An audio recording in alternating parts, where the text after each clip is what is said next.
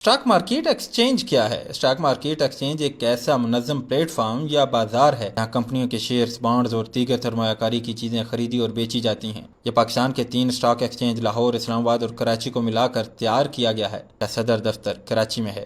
تاریخ: Pakistan stock exchange کا افتتاح جنوری 2016 کو کیا گیا اور یہ اپنی نوعیت کا پہلا اسٹاک ایکسچینج تھا۔ یہاں 400 سے زائد بروکر موجود ہیں۔ اس میں بیک وقت میں تینوں مارکیٹوں سے ٹریڈنگ ہو سکتی ہے۔ Karachi stock exchange Karachi stock exchange Pakistan کی سب سے بڑی اسٹاک مارکیٹ تھی۔ اس کا قیام 18 ستمبر 1947 کو وجود میں لایا گیا۔ اس کا صدر دفتر آئی چندری گڑھ روڈ پر واقع ہے، جو پاکستان اسٹاک ایکسچینج کا صدر دفتر ہے۔ 2009 میں بلومبرگ نے کراچی اسٹاک ایکسچینج کو دنیا کی تیسری سب سے بڑی مارکیٹ کے طور پر تسلیم کیا تھا۔ کراچی اسٹاک ایکسچینج اس وقت بھی دنیا کی 10 سب سے بڑی مارکیٹوں میں ایک ہے۔ لاہور اسٹاک ایکسچینج یہ پاکستان میں دوسری سب سے بڑی اسٹاک مارکیٹ ہے۔ اس کا قیام 1969 کے ایک آرڈیننس کے تحت 1970 کو عمل میں لایا گیا۔